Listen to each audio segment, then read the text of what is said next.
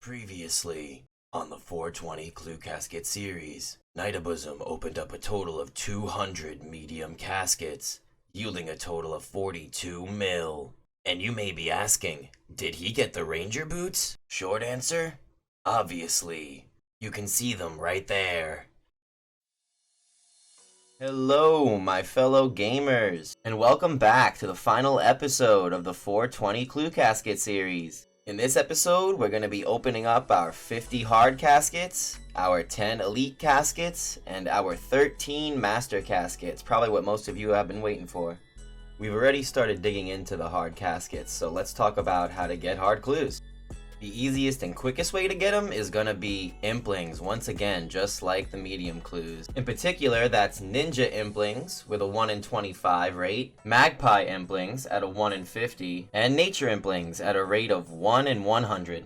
The quickest way to get the implings is going to be just to buy them directly from the GE. It'll be extremely expensive and in my opinion not worth it at all. Or to catch them yourself with the hunter skill. And your best odds of farming them quickly are within the Poro Poro minigame. But the far more popular and frankly the better method is to just farm them from hellhounds. By default, they got a pretty high drop rate at 1 in 64. And the drop rate doubles to a 1 in 32 if you farm them in the wilderness with an imbued ring of wealth on.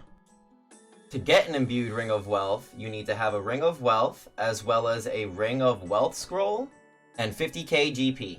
Now you can get your Ring of Wealth scroll directly from the GE, or you can get it from playing Last Man Standing for 5 Last Man Standing points. Something to note is the Ring of Wealth imbued will work on any monster in the wilderness. It will straight up just double their drop rate of their clues. And if you wanted to use this method for your hard clue farming, the best spot that I found is just outside the perimeter of the resource area in the deep wild. Just bring your imbued Ring of Wealth, bring whatever kind of weapon you want to use, bring some food, bring no risk at all, and you're good to go. And since that's pretty much how I farmed half of my hard clues, the way I farmed the other half was just casually through Slayer tasks. Not a huge fan of hard clues if I'm being honest, and that's particularly because they don't really have anything too expensive that they drop. I don't know how things were previously, years back, but at this point in time, February 2021, not so great, short of the Robin Hood hat. Though those nerfs will be coming at some point, and I believe Jagex has confirmed that they will be keeping the Blessed D-Hide the way it is, so that might be huge in the future for hard clues. Also can't neglect the fact that hard clues are probably just far superior for Iron Men than they are for the main account, seeing as they're just a fantastic source for getting items like Magic Longbow, Magic Shortbow, Black D-Hide Body, Chaps, Rune Pick, Rune Axe, Rune Pieces, as well as of course the Blessed D-Hide pieces. So in the end, I guess kind of essential for starting Iron Men. Though, as I mentioned 30 seconds ago, there's the Robin Hood hat, making these hard clues pretty worth it. Earlier on in the video, we also pulled a Zami D-Hide Body and a Sarah D-Hide Body, making these hard clues pretty valuable in the end for us, much more fortunate than usual. So since we're almost done with the hard caskets here, let's talk about how to get elite clues. Now for the most part, elite clues drop from high-end PVM content as well as some high-end skiller content. One of the most popular methods for farming elite clues being Barrows, Vorkath, or Zulrah. But elite clues seemingly drop from almost any high-end boss in the game. And in regards to skiller content, you guessed it, it's once again implings, baby. So this time, don't even bother.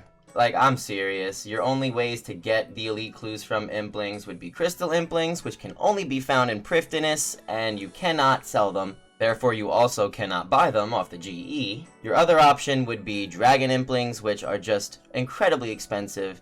Don't even bother with the implings. Just instead, have a look into the plethora of monsters and bosses that drop them and go about getting them that way. Because surely there's at least one boss on that list that drops elite clues that you would like to farm for some reason or another.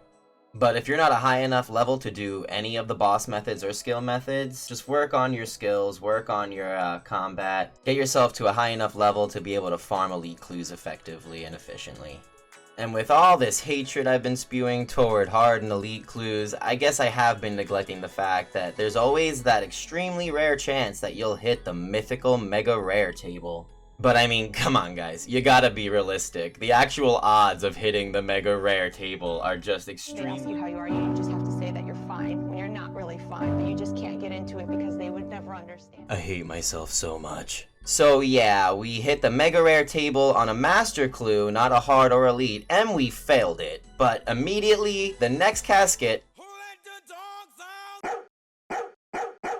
And for the live reaction... I got the f***ing pet! I got the f***ing pet! Don't get no more, we got the f***ing pet! Yeah, I just love embarrassing myself showing my nerdgasms to the internet.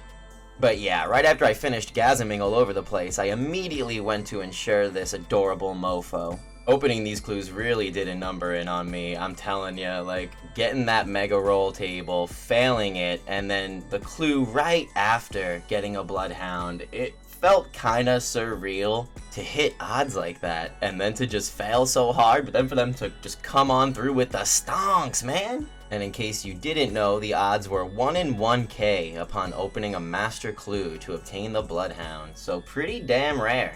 And another perk to Elite Master Clues is having the ability to get a chance to fight the Mimic upon opening a casket, which you will only be eligible to do if you have spoken to the strange casket located in Watson's house in Zaya. Now the Mimic is awesome because he seemingly has the highest rates of getting third age in the entire game, which is great because third age is not only extremely rare, but the Mimic doesn't even seem to be that difficult from the videos I've watched on the internet, and yeah, I've never fought him myself. We got no Mimics in these openings, sadly. And the video's pretty much already over while not even getting to speak about Master Caskets, but frankly, there's no way to farm Master Clues anyway. You have to either open up other caskets, I'll throw the rates on the screen now for that, or that guy Watson who was on Zaya that we spoke about a minute ago, you gotta give him one of each clue type. So one beginner, one easy, one medium, one hard, and one elite, and he will give you one master clue.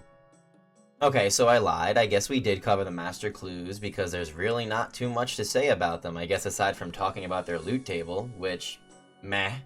Because if it ain't mega rare, no one care, am I right, Sonny? And that's one final look at the collection log for every bit of progress we've made in this series. And the total for all the clues we've opened comes out to 61.9 mil. Not too bad at all in the end. With a vast majority of that coming from the medium clues, but you know, yeah. I just wanted to sincerely thank everyone for watching who has put in their time into this series. It means so much to me, especially because I'm so new to editing and it's just a lot to work with.